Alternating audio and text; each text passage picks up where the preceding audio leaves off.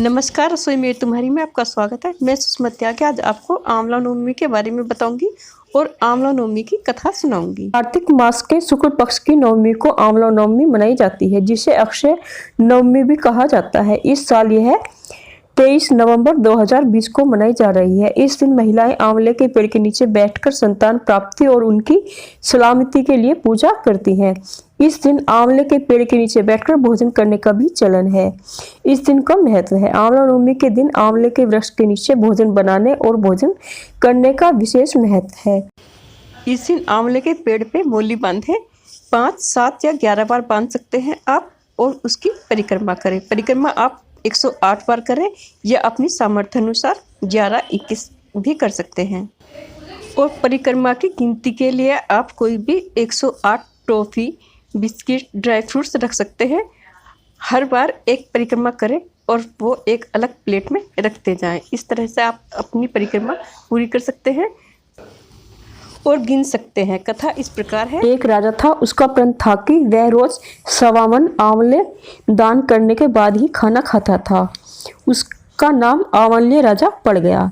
एक दिन उसके बेटे बहू ने सोचा कि राजा इतने सारे आंवले रोजाना दान करते हैं, इस प्रकार तो एक दिन सारा खजाना खाली हो जाएगा। इसीलिए बेटे ने राजा से कहा कि इस तरह दान करना बंद कर देना चाहिए। बेटे की बात सुनकर राजा को बहुत दुख हुआ और राजा रानी महल छोड़कर बियाबान जंगल में जाकर बैठ गई। राजा रानी आंवला दान नहीं कर पाए और प्रण के कारण कुछ खाया भी नहीं। जब भूखे प्यासे 7 दिन हो गए, तब भगवान ने सोचा कि यदि मैंने इनका प्रण नहीं रखा और इसका सत नहीं रखा तो विश्वास चला जाएगा। इसीलिए भगवान ने जंगल में ही महल, राज्य, बाग बगीचे सब बना दिए और ढेरों आंवले के पेड़ लगा दिए गए। सुबह राजा रानी उठे तो देखा कि जंगल में उनके राज्य से भी दुगना राज्य बसा हुआ है। राजा रानी कहने लगे, रानी देख, कहते हैं सत मत छोड़ो, सुरमा सब छोड़ या पंथ जाए, सब छोड़ी की छोड़ी लक्ष्मी फिर मिलेगी आए।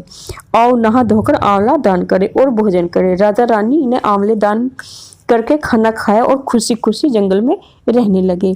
उधर आंवले देवता का अपमान करने पर, माता पिता से बुरा व्यवहार करने पर के कारण बेटे और बहू के बुरे दिन आ गए। राज्य दुश्मनों ने छीन लिया और दाने दाने को मोहताज हो गए और काम ढूंढते हुए अपने पिताजी के राज्य में आ पहुंचे। उनके हालत इतने बिगड़े हुए थे कि पिता ने उन्हें बिना पहचाने ही काम पर रख लिया। बेटे बहू सोच भी नहीं सकते थे कि उनके माता पिता इतने बड़े राज्य के मालिक भी हो सकते हैं, सो उन्होंने भी अपने माता पिता को नहीं पहचाना। एक दिन बहू ने सास के बाल गूंथते समय उसकी पीठ पर मस्सा देखा। उसे यह सोचकर रोना आने लगा कि एक मस्सा मेरी सास के भी था। हमने यह सोचकर उन्हें आंवला दान करने से रोका था कि हमारा धन नष्ट हो जाएगा। आज वे लोग न जाने कहाँ होंगे। यह सोचकर बहू को रोना आने लगा और आंसू टपक टपक कर सास की पीठ पर गिरने लगे। रानी ने तुरंत पलटकर देखा और पूछा कि तू क्यों रो रही है। उसने बताया कि आपकी पीठ जैसा मस्सा मेरी सास की पीठ पर भी था। हमने उन्हें आंवला दान करने से मना कर दिया था, इसीलिए वे घर छोड़कर कहीं चले गए। तब रानी ने उन्हें पहचान लिया, सारा हाल पूछा, अपना हाल बताया, अपने बेटे बहू को समझाया कि दान करने से धन कम नहीं होता बल्कि बढ़ता है। बेटे बहू भी अब सुख से राधा रानी के साथ रहने लगे। हे भगवान, जैसा राधा रानी का सत रखा वैसा सबका सत रखे।